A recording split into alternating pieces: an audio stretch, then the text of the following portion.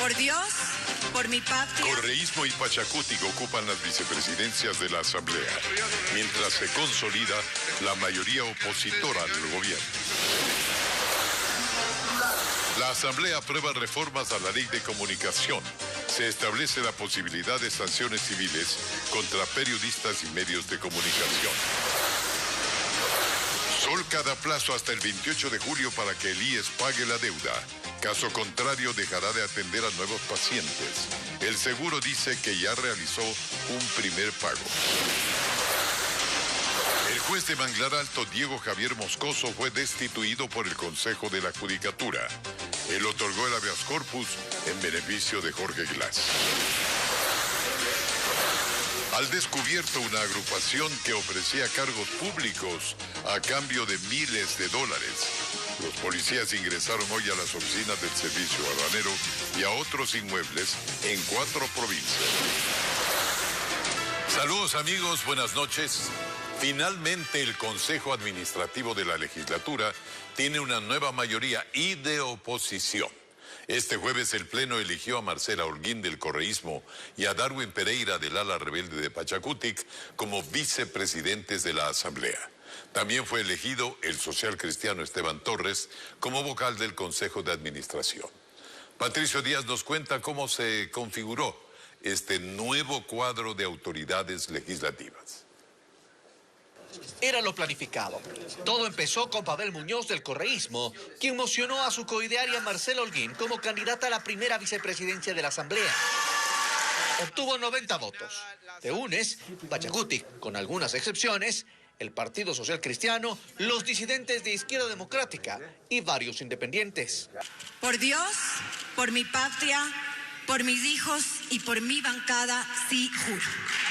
Un despliegue de fotógrafos siguieron a Holguín, quien se convierte así en la segunda autoridad de la Asamblea y el reemplazo inmediato del presidente Virgilio Saquicela en caso de ausencia. Cuenten con nosotros para exigir no solamente transparencia, sino también verdad. No habrá impunidad. Luego Patricia Sánchez, del ala rebelde de Pachacutic, mocionó a su coideario Darwin Pereira para la segunda vicepresidencia. Tuvo 93 votos a favor. También llegaron los abrazos, aunque no los fotógrafos. Ellos mismos tuvieron que tomarse una foto. Juro no solamente por mi honor, sino por mi patria. Asume el cargo haciendo un llamado a sus colegas legisladores. Pasaremos la página y el país ya no quiere vernos peleando. El país quiere vernos debatiendo las leyes. Para ser vicepresidente, Pereira debía renunciar a ser vocal en el CAL. Lo hizo. Y para esa vacante, Natalie Viteri mocionó a su coideario social cristiano Esteban Torres. El legislador obtuvo 117 votos. Recibió el respaldo incluso de Creo. Y sí, en función de un tema, lo que es ideológico, hemos decidido respaldar al Partido Social Cristiano para que tenga ese espacio en el CAL. Juro por mi honor. Torres pidió, por ejemplo, trabajar de inmediato por leyes represadas. Teniendo las diferencias que tengamos siempre, pero respetando a quien está a nuestro lado en la curul. Y así en casi 2 meses, las fuerzas en el CAL cambiaron. De una mayoría cercana al oficialismo, con la destitución de Yori y Yesenia Guamaní, se pasó ahora a una mayoría de oposición, de 6-1. Todo concluyó como fue planificado. Con 75 votos a favor, la Asamblea aprobó este jueves el proyecto de reformas a la Ley de Comunicación impulsado por la bancada de UNES y sus aliados. Según el oficialismo, se trata de una nueva ley mordaza que atenta a la libertad de expresión y establece sanciones a los medios y periodistas. Paul Romero con este tema. Apenas se designaron a las autoridades, la nueva mayoría en la Asamblea de Oposición al Gobierno entró en acción. Rechazó el proyecto de ley de libre expresión impulsado por el presidente Guillermo Lasso y aprobó las reformas a la ley de comunicación propuestas por el correísmo y sus aliados en el Parlamento. La nueva vicepresidenta Marcela Holguín mocionó que se niegue la iniciativa del Ejecutivo para dar paso al informe de minoría presentado ante el Pleno por el legislador de Pachacutic, Ángel Maitá. Un articulado coherente que impide que los monopolios del espectro radioeléctrico y garantice una comunicación democrática y plural El proyecto de reformas tiene 55 artículos. Uno de los más cuestionados es aquel que determina la responsabilidad ulterior de los medios de comunicación y periodistas en el campo civil y en otros ámbitos. Esto fue criticado por el oficialismo. Una ley mordaza al Ecuador, y es así como se va a inaugurar esta Asamblea Nacional con su nueva directiva. Sí es regresivo en derechos. Con 75 votos, el Pleno aprobó las reformas, con el apoyo del correísmo, Pachacutic y disidentes de Izquierda Democrática. Se abstuvieron los socialcristianos, la otra facción de Izquierda Democrática y el bloque gobernista votó en contra.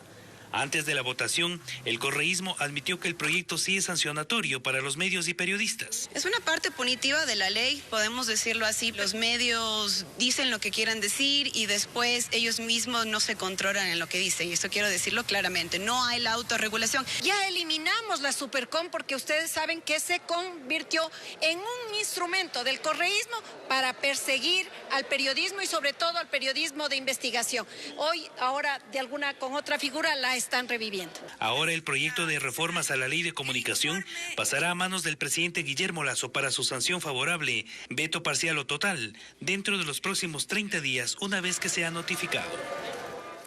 Hace pocos momentos, en un comunicado, el gobierno rechazó la aprobación de esta ley de comunicación mordaza que intenta nuevamente restringir el derecho a la libertad de expresión.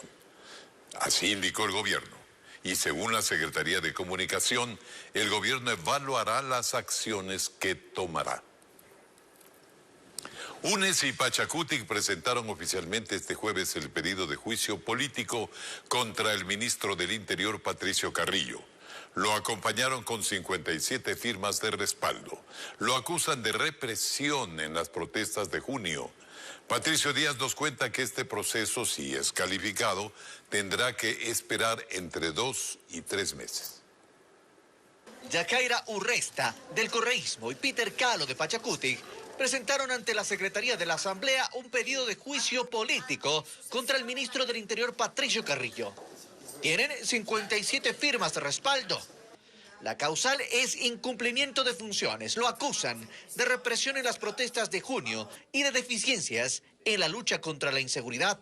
Ha habido un abuso de la fuerza, ha habido también la vulneración de los derechos en la jornada de resistencia. La falta de atención por parte de la institucionalidad de la Policía Nacional encabezada por el señor Patricio Carrillo, ministro del Interior, en cuanto a las muertes trágicas, asaltos. Al ministro Carrillo se le consultó previamente sobre esta posibilidad. No, es un tema de democracia y si la democracia funciona así tendremos que nosotros comparecer. Y cuenta con el respaldo del bloque oficialista. Así lo confirmaron. Señalan que antes de un juicio se debe investigar lo que pasó y definir responsabilidades, mirando los dos lados en cuanto a víctimas y agresiones. Bueno, sin tener todavía los elementos, sin haber hecho una investigación a fondo de quién vulneró los derechos de quién, ellos solo se refieren al tema de las protestas, pero tenemos que entender que también hubo vulneraciones a la sociedad civil, a las personas que no estaban de acuerdo con las protestas. Este proceso pasa al CAL para que revise si se cumplieron los requisitos. Si lo califica, el juicio deberá esperar entre 2 y 3 meses, pues están todavía en trámite los juicios contra el Consejo de la Judicatura y luego 2 contra los integrantes del Consejo de Participación Ciudadana. La propuesta del movimiento indígena para la focalización del subsidio a los combustibles contempla dividir a los usuarios en 3 segmentos. El primero debería pagar el precio real, sin subsidio. Al momento el gobierno analiza el documento. Jacqueline Rodas nos explica más detalles de la propuesta. La mesa sobre focalización de combustibles se reinstalará el próximo miércoles 27 de julio. Mientras tanto, el gobierno analiza la propuesta que entregó la CONAIE, FEINE y FENOCIN, que contempla dividir a los usuarios en 3 segmentos. El primero, de quienes no necesitan el subsidio del Estado y pagarían los precios reales. Se trata de los propietarios de vehículos de alta gama y quienes tengan altos ingresos anuales. ¿Cuánto? Lo explica Henry Llanes, asesor del movimiento indígena. Digo un piso de $41,000, pero hay alguna gente que está diciendo que es muy alto, que se debe bajar a 31,000. Ya, pues habrá que ver, ¿no? Para que se amplíe la banda, ¿no? Entonces todo ese parque automotriz paga precios reales no tiene derecho a subsidio. Un segundo grupo pagaría los precios actuales, es decir, $2.40 por el galón de gasolina extra y Ecopaís y $1.70 por el diésel. En este segmento estaría, por ejemplo, el transporte público y quienes ganen al año menos del monto determinado para el primer grupo. Entonces ahí se mueve la clase media, la movilidad de los niños, de los jóvenes, estudiantes de colegios, universidades y también, digo usted, todo lo que son los trabajadores para la generación de bienes y servicios del sector público y sector privado. Finalmente proponen bajar el costo de los combustibles. Para el grupo 3, a $2.10 las gasolinas extra y Ecopaís y $1.50 el diésel. Esto para vehículos usados en agricultura, en el sector rural y productivo. Se ha planteado de que se debe manejar en función de cupos. En función de cupos, digo usted, diario, mensual y anual. El documento también incluye la implementación de un sistema electrónico para controlar el contrabando de combustible en las gasolineras. El presidente del Consejo Directivo del IES informó que la semana pasada abonó $22 millones a la deuda que tiene con Solca. Lo hizo en medio de advertencias de la Sociedad de Lucha contra el Cáncer de suspender las atenciones a nuevos pacientes derivados del IES. El Seguro Social tiene una semana para presentar un nuevo plan de pagos, como nos informa Fabiola Santana. La atención de nuevos pacientes del IES en Solca nuevamente está en riesgo tras no cumplirse el acuerdo de pagos de abril pasado. Este miércoles, Solca comunicó que en audiencia de mediación, el IES ha formulado una nueva propuesta de pago que difiere sustancialmente del compromiso original y agregó que resolvimos esperar hasta el próximo 28 de julio de 2022 y no suspender la atención a nuevos pacientes. Hasta entonces esperan llegar a un acuerdo entre las partes. Este jueves, el presidente del Consejo Directivo del IES informó que la semana pasada hizo un primer desembolso. El día viernes puntualmente se hizo la transferencia de $22 millones de una deuda vencida con Solca y de los cuales 12 millones fueron destinados a Solca Guayaquil.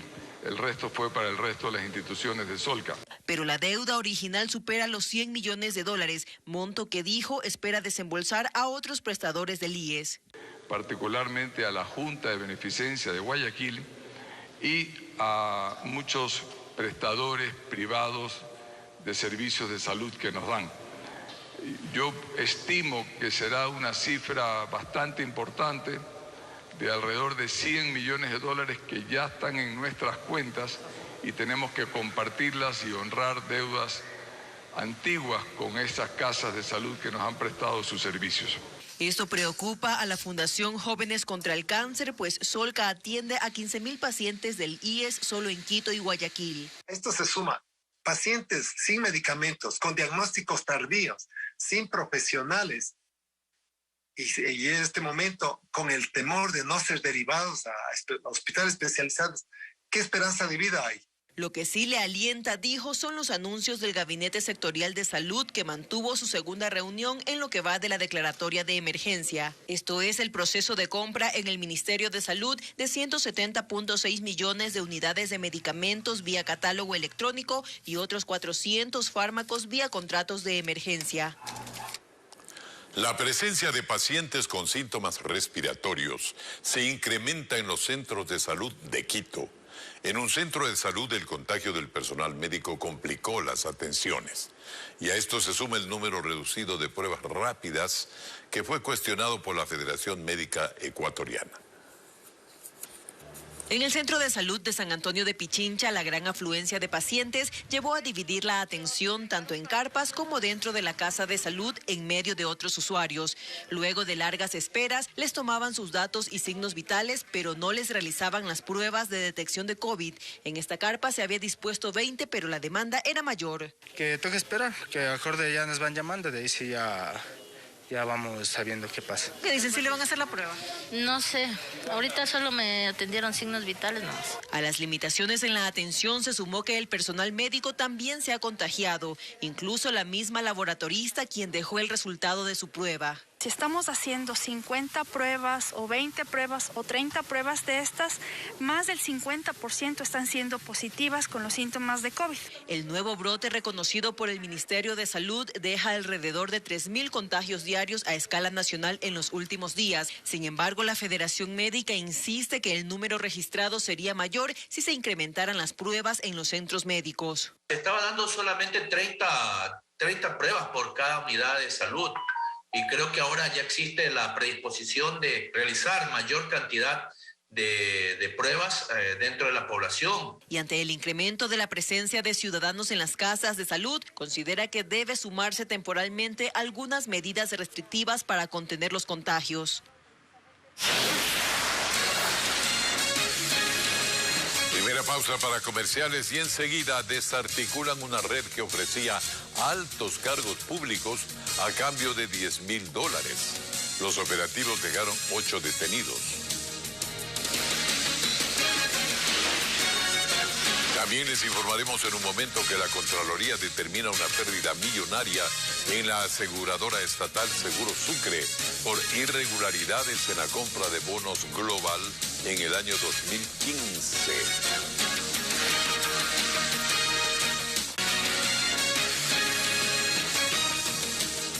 Continuamos. La policía desarticula una organización que ofrecía altos cargos en una institución pública.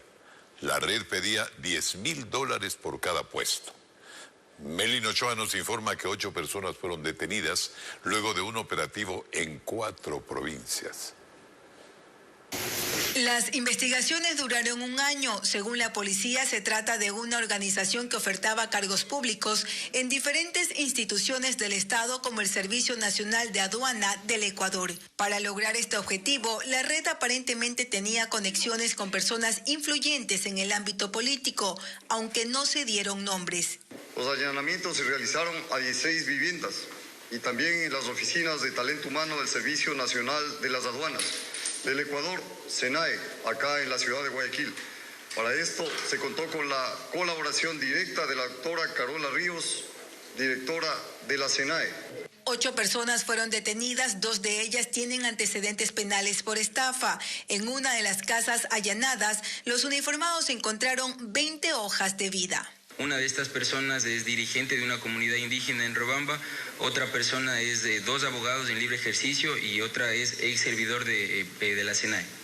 Los agentes indicaron que los sujetos pedían $10,000 por cada puesto. Los allanamientos se realizaron de forma simultánea en Quito, Guayaquil, Riobamba y Cuenca. Específicamente no lograron su cometido. Es por eso que la oferta que realizan estas personas es el inicio para poder continuar con estos actos de corrupción. Entre las evidencias hay $27,000, teléfonos, computadoras y documentos vinculantes. Ahora se investiga si esta red ofertaba ilegalmente cargos en ministerios y quiénes eran los contactos dentro de las entidades públicas. La Contraloría General del Estado emitió un informe con indicios de responsabilidad penal por irregularidades en la compra de bonos Global que realizó la aseguradora estatal Seguro Sucre en el año 2015. El perjuicio supera los $11 millones. Jacqueline Rodas con la noticia. La trama de corrupción que operó en Seguro Sucre no es nueva y ya hay sentenciados en Estados Unidos y procesos en Ecuador. Pero ahora la Contraloría abona con un informe con indicios de responsabilidad penal sobre una transacción irregular ya conocida. Se trata de la compra de bonos Global que hizo la aseguradora estatal en el año 2015. Según el informe que acaba de aprobar la entidad, los bonos terminaron en manos de un administrador que hasta ahora no ha sido identificado y el perjuicio es millonario. Detalla que se desconoce su ubicación y quién ejerce su custodia, incurriendo Seguro Sucre S.A. para su localización y recuperación en gastos legales, judiciales y operativos, que sumados al valor de los bonos Global 2024, más los intereses no percibidos, asciende a $11,124,000, afectando los recursos públicos administrados. A la fecha de la compra irregular, Presidía Seguro Sucre Juan Rivas Domenech, antes asesor del expresidente Rafael Correa y ahora condenado en Estados Unidos por lavado de activos tras aceptar que recibió coimas. En ese país, al menos 9 ecuatorianos han sido procesados por ingresar al sistema financiero estadounidense, dinero producto de los sobornos recibidos durante años a través de negociados con la aseguradora, que ahora está en liquidación. El presidente del Consejo de la Judicatura, Fausto Murillo, hizo un llamado de atención público a los jueces del país tras los reiterados cuestionamientos de varios sectores por resoluciones judiciales. Y sobre los audios filtrados que involucran a vocales de la entidad, prefirió que sea la Asamblea Nacional la que resuelva. William Young nos tiene más información. Reaparecieron juntos el presidente del Consejo de la Judicatura, Fausto Murillo, los vocales Juan José Morillo y Maribel Barreno llegaron al evento de inauguración de la Unidad Judicial Multicompetente en la parroquia La Aurora, en Daule. Y su discurso, Murillo se lo dedicó a los jueces. Mi respetuoso llamado pero enérgico. Señores jueces, cumplan con su misión. Cuando se desvían decisiones, cuando se violentan procedimientos, cuando se actúa de manera sesgada, la ciudadanía reacciona. Y desafortunadamente no reacciona contra tal o cual, reacciona contra el sistema. Aunque aclaró que quien se sienta perjudicado en casos puntuales, como el de la jueza de San Borondón que revocó la orden de prisión contra Leandro Norero vinculado a temas de narcotráfico, lo denuncia formalmente. El titular de la Judicatura también se refirió a los audios filtrados de una reunión en la que habrían participado Murillo y Barreno, hablando de una acción de protección en favor de la expresidenta de la Asamblea, Guadalupe Llori. Esos audios han sido objeto de 2 denuncias ante la Fiscalía y llamado a control político en la Comisión de Fiscalización. Son esas entidades, la una de investigación penal y la otra de control político, las que tendrán que dar una respuesta al país. ¿Qué le puedo decir? Yo no puedo dar un juicio de valor sobre un tema que está judicializado. Pese a que en otro audio, el vocal Morillo haría referencia a un posible respaldo en la Asamblea para detener un eventual juicio político contra los principales de la Judicatura. Esa es una eventualidad que tendrá que decidir el Pleno de la Asamblea Nacional. Quisimos abordar también a Morillo y Barreno sobre estos temas, pero se fueron y no dieron declaraciones. El Consejo de la Judicatura destituyó a Diego Moscoso, quien era el juez de la Unidad Judicial de la Parroquia Manglar Alto en la provincia de Santa Elena. Él fue quien otorgó el habeas corpus que en un inicio permitió al ex vicepresidente Jorge Glass salir en libertad, lo cual luego fue anulado por otros magistrados en la apelación. El Consejo argumenta que Moscoso incurrió en una infracción de gravísima y manifiesta negligencia. Además que la Corte de Santa Elena había dictado una declaración previa contra Moscoso. Sin cuidado, Y esta mañana el ministro de Agricultura y Ganadería, Bernardo Manzano, entregó títulos de propiedad de terrenos a 559 agricultores de la provincia de Tungurahua. La autoridad llegó hasta el sector de San Francisco de Culapachan, donde se reunió con un grupo de productores a los que además entregó créditos de hasta $3,000 y prometió ayuda técnica que permitirá mejorar la producción de los cultivos en esa zona. Se esperaba que al evento asistiera también el presidente Guillermo Lasso, pero canceló esta y otras actividades que tenía programadas para el resto de la semana.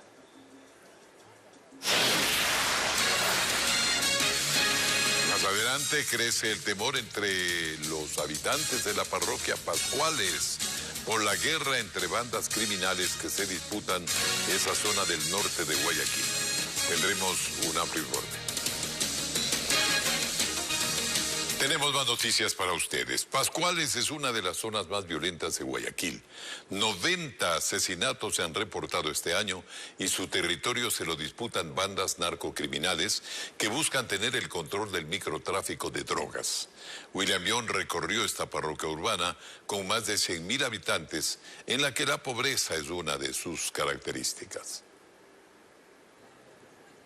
El asesinato de 2 niños, el aumento de sicariatos y atentados con explosivos puso en el radar de las autoridades al sector de Pascuales, que desde 1991 es una parroquia urbana de Guayaquil. Con el paso de los años, pasó de ser una zona rural con invasiones a una de las áreas más pobladas del norte de la ciudad. Sin embargo, la pobreza sigue predominando en su periferia, aunque en el centro el intenso comercio marca el paso de los días. Pero el principal problema que enfrentan sus más de 100.000 habitantes es la inseguridad. En las calles hay tanto temor que prefieren no hablar del tema y los que se arriesgan lo confirman. Como robos, sicariato y todo eso. ¿Cómo se sienten ustedes aquí?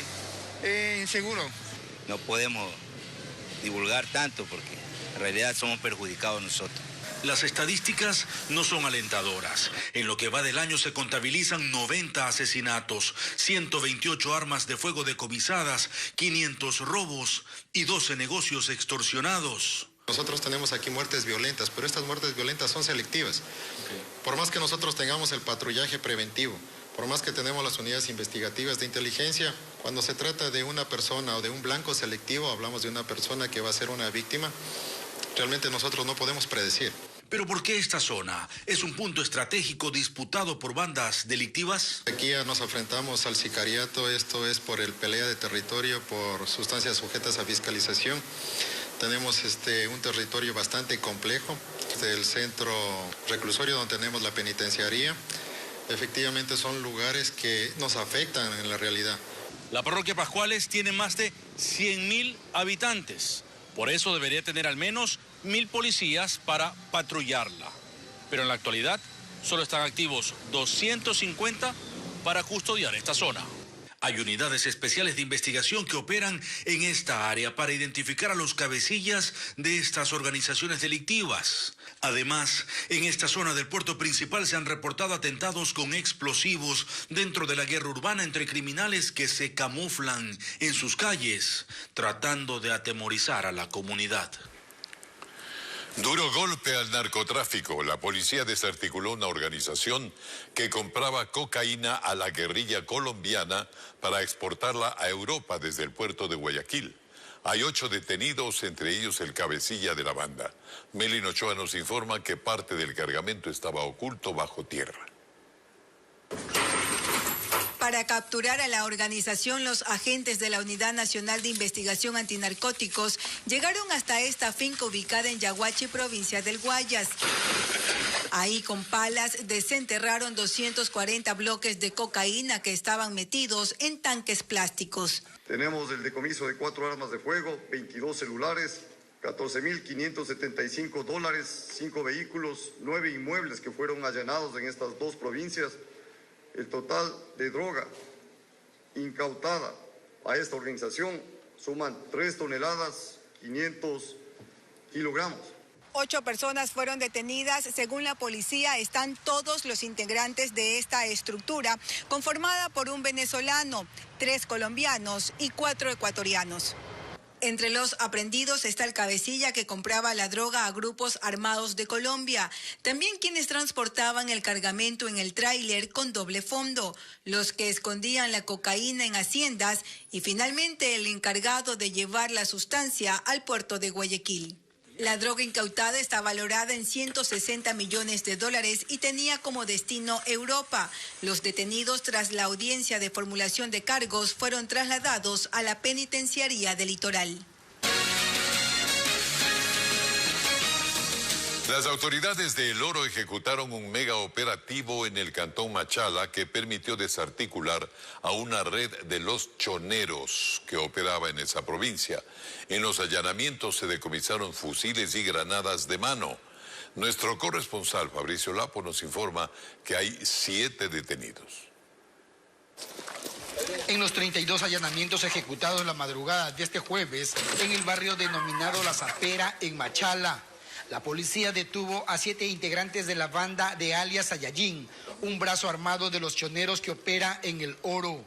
Por 6 meses, los uniformados vigilaron a los implicados, quienes cometían robos, extorsiones y que estarían vinculados a algunos de los asesinatos registrados en la provincia. Las autoridades descubrieron que las casas donde vivían los delincuentes se conectaban entre sí y tenían acceso al mar, por donde escapaban cuando eran buscados.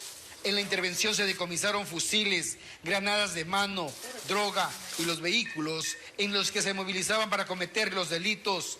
Los aprehendidos tienen antecedentes penales por sicariato, robo, tenencia de armas y droga, y fueron puestos a órdenes de la justicia.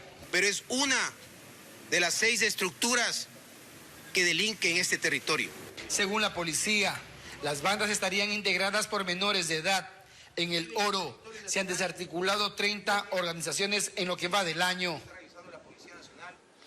Hay consternación en la provincia de Loja ante el incremento de la violencia.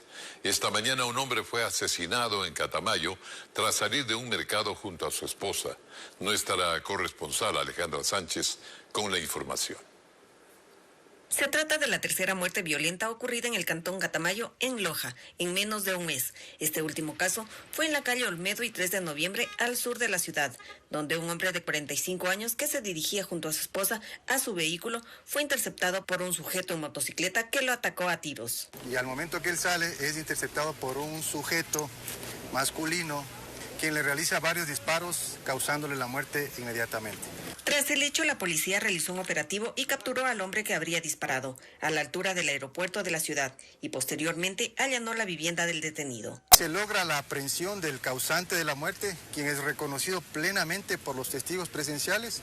La familia de la víctima pide a las autoridades que se haga justicia y temen que se desaten más muertes violentas. La seguridad de la ciudadanía no es un juego. Ya hasta cuando se están presentando demasiados casos de sicariato. El fallecido no registra antecedentes penales y la policía continuará con la investigación de este nuevo crimen.